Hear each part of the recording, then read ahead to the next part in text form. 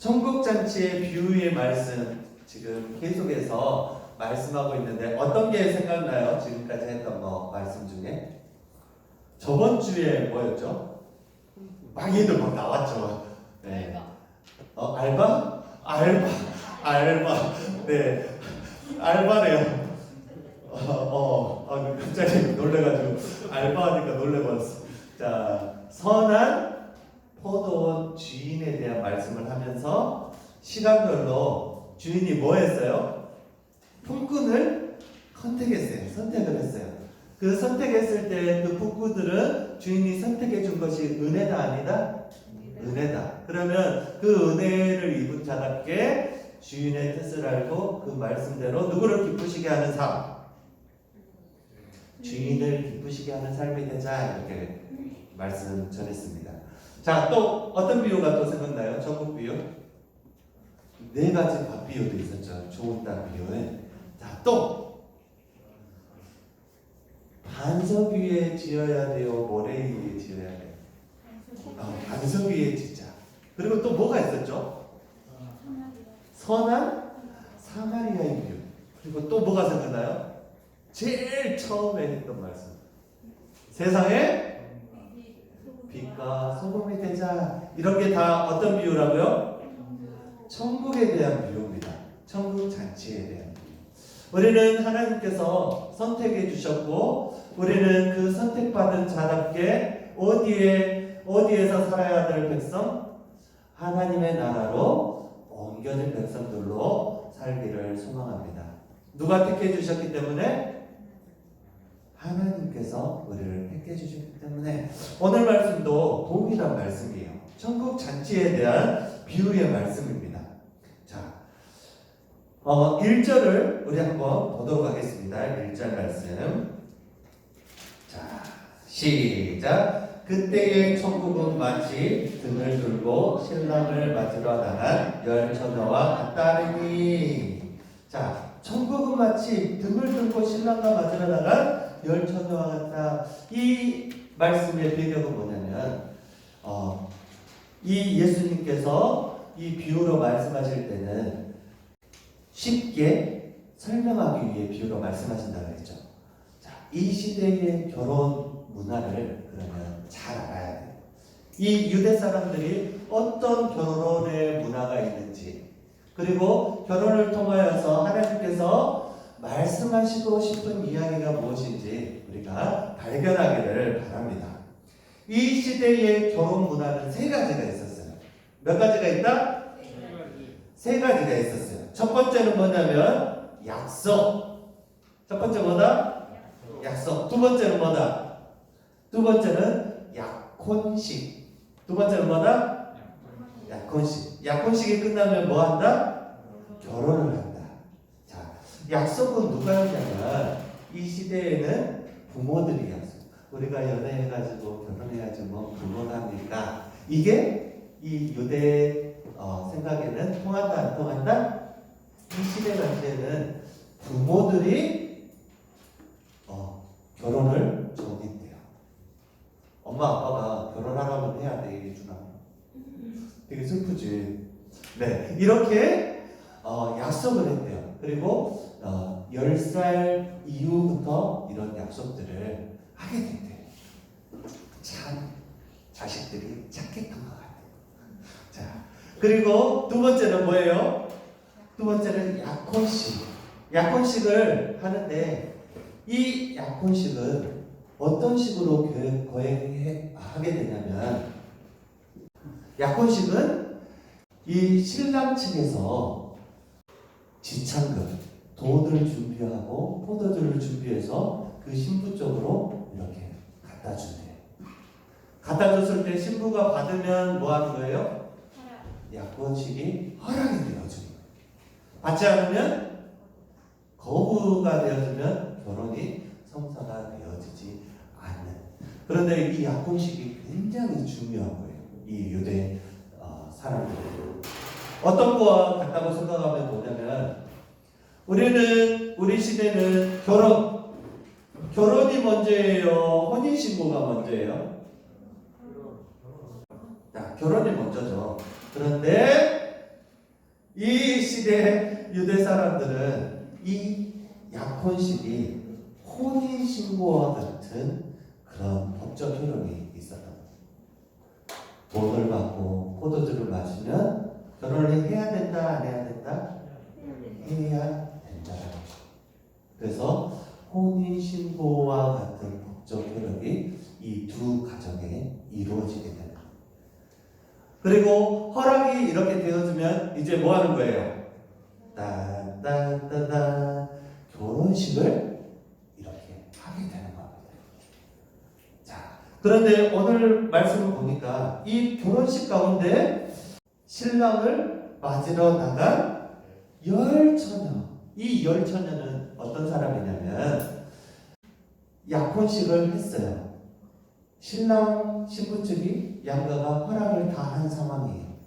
혼인신고를 한 거예요. 뭐만 기다리고 있어요?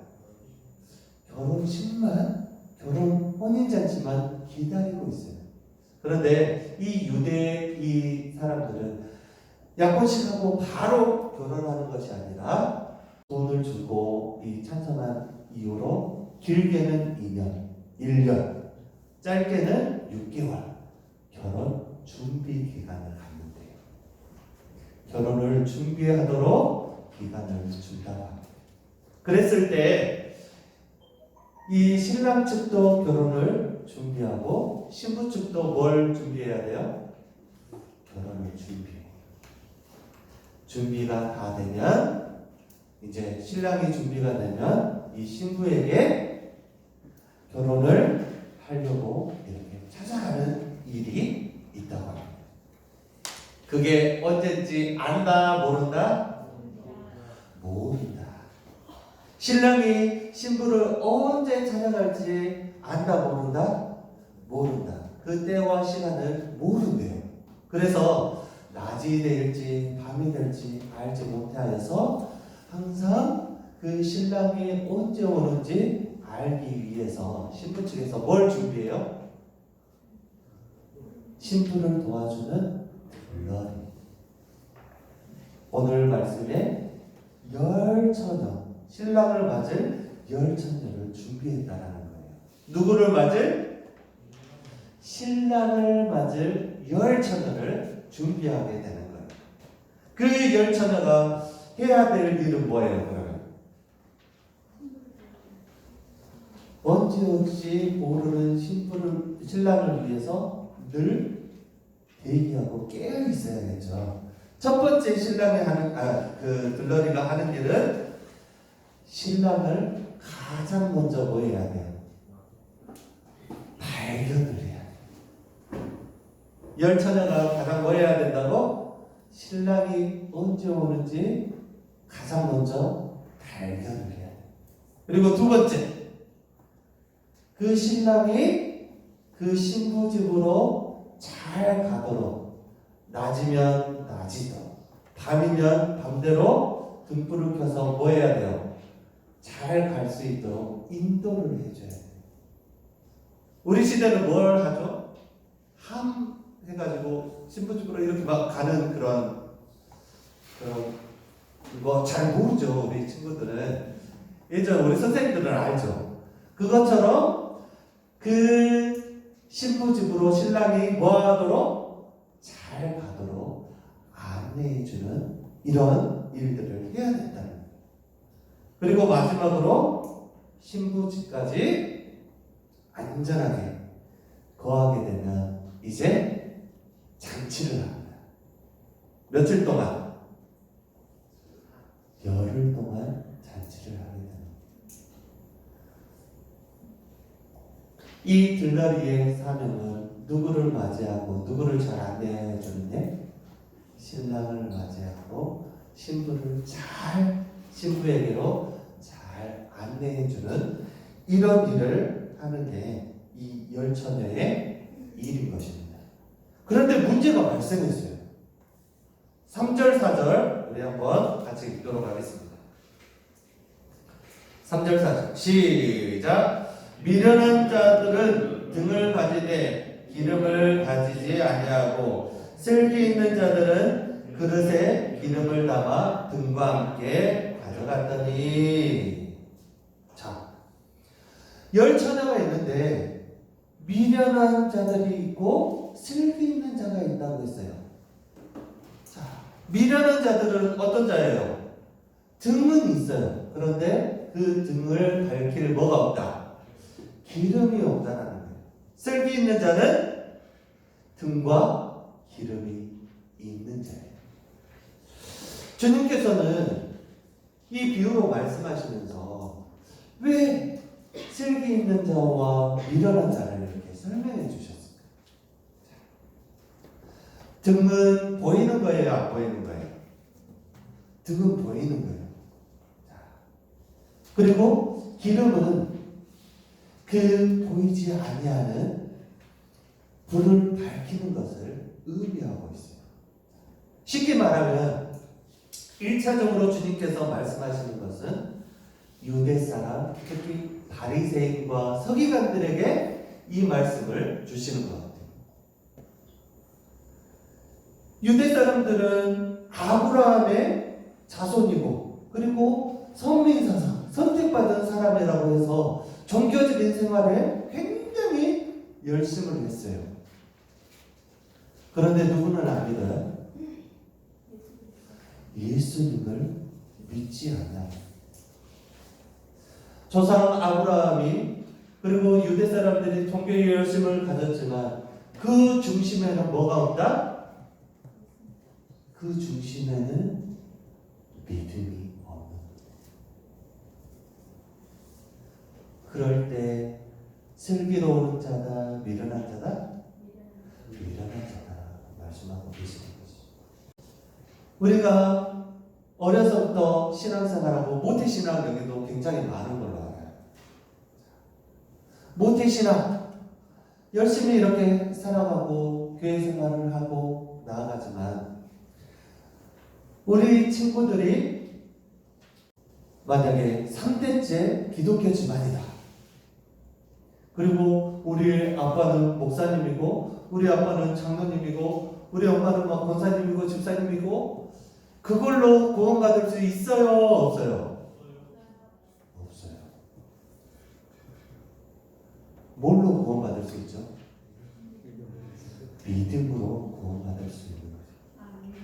우리의 중심을 보시는 그 주님, 그 주님을 우리의 마음에 모시고 믿는 것이 뭐다?